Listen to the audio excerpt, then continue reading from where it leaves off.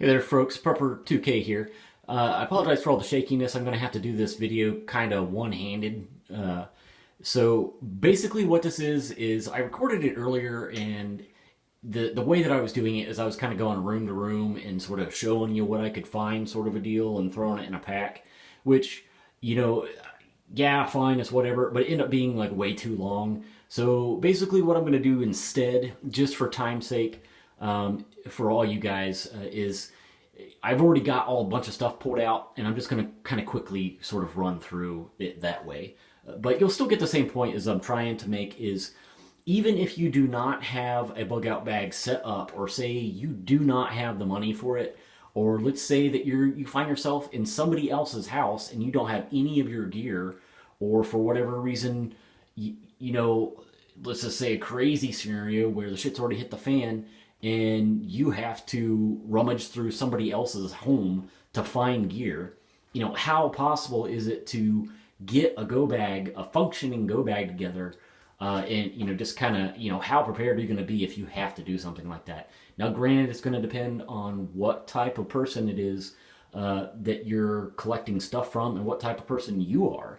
If you already have preps, or that person already has preps, if they have firearms, they don't, you know, yada, yada, yada. But let's just say somebody who's not a prepper, not a gun owner, you know, and there's lots of people like that, and you might be one of them. You know, could you throw together a functionable, you know, did I just make up a word there? Functionable? I think I might have. A functioning go bag, and, you know, be able to make it at least, you know, a little while.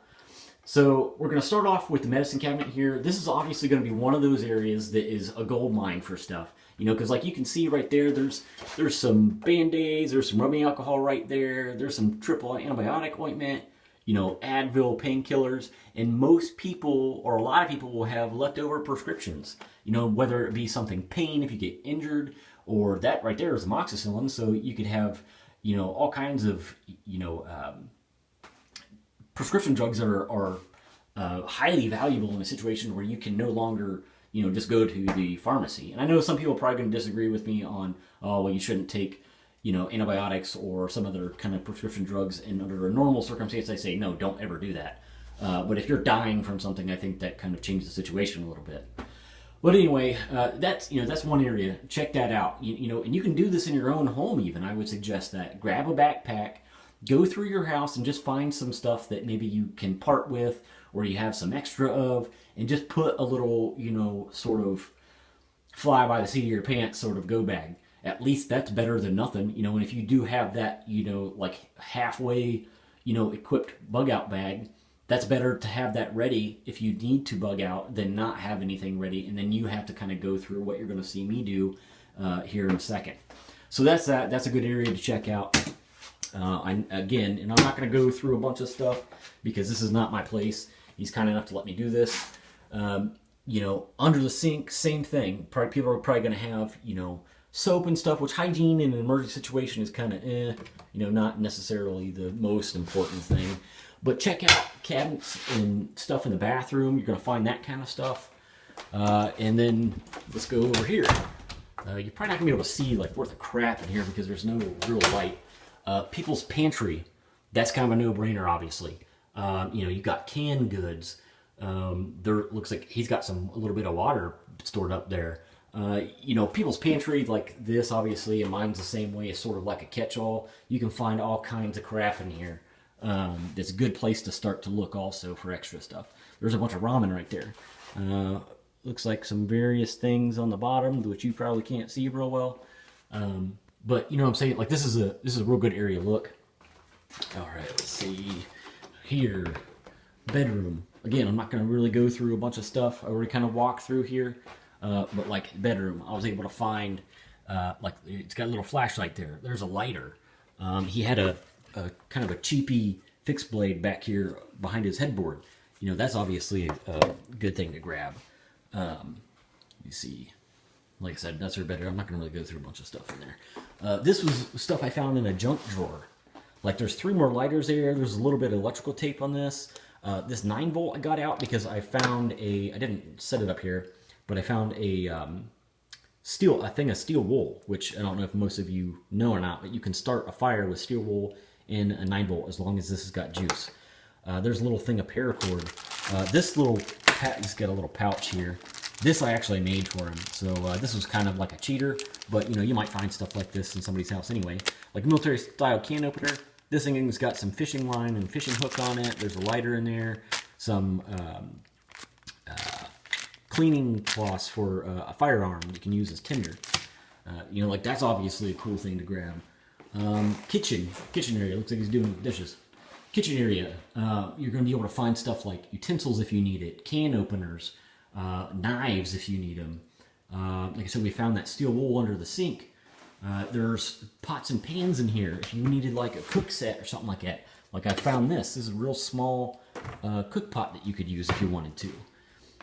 There's, you know, stuff like regular stuff. Like there's water bottles up here that I found.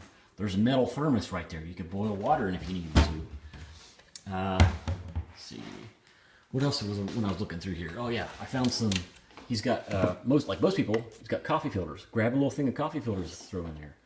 This is where they keep all their vitamins and stuff. Most people probably have vitamins. You know, can't hurt if you're going to be malnourished. At least that might help combat that a little. I know I'm talking like a mile a minute, but I'm just trying to keep this video short as possible for you folks. I noticed a pair of keys sitting up here. This has got a carabiner on it and like this little cheapy small multi-tool. You know, that's better than nothing. That's something you can grab too. That's their kids' room. I'm not going to really go. There wasn't anything in there, so I'm just not even going to go in there. This is something huge. Most people go camping or have been camping, so they might have camping equipment, and that's what this bag was for. There was like an extra pair of pants and like a belt and stuff in there, and then it had some like there was like some ramen in this. You know, obviously the backpack itself was something that you could use. There wasn't anything in the front. I had to ask him what this was. This is actually a cough syrup bottle that he filled with rubbing alcohol, so it wouldn't leak. Because you know how they put the cheapy caps that they put on the regular bottle, they leak real bad. So that's why he did that. This thing he was using it when he was camping one time. It's got like a bunch of nails in it, and there's like a bandage in the back, you know. And I found this thing. I don't know what that was for, but it's another kind of elasticy band you could use for like a sling, I guess. You know, so like that's something that you could definitely use. You know, if you find someone or find where someone is storing all their camping equipment, that's a gold mine also. There wasn't really anything that I found like kind of in the living room. This is the back room where I found the backpack. The backpack was hanging there. This had a wool like military blanket in it. You could roll that up, use that as a sleep system. This had some other stuff in there, like some hand tools and crap like that. You know, a lot of people will probably have something like that in their house. He had this nice heavy coat, mill syrup coat you could use. The rest of this was just clothing, so we didn't really find anything else in there. But my point is, you know, if you just do even like a brief walkthrough of your house, you're probably going to find stuff, you know, that you can repurpose, or, you know, like I said, that you could just throw together and have like at least something, you know, something's better than nothing. But you're going to see a lot more things coming from this channel. Like I said, this is the first video on there. Apologize for like, you know, all the movement and everything like that.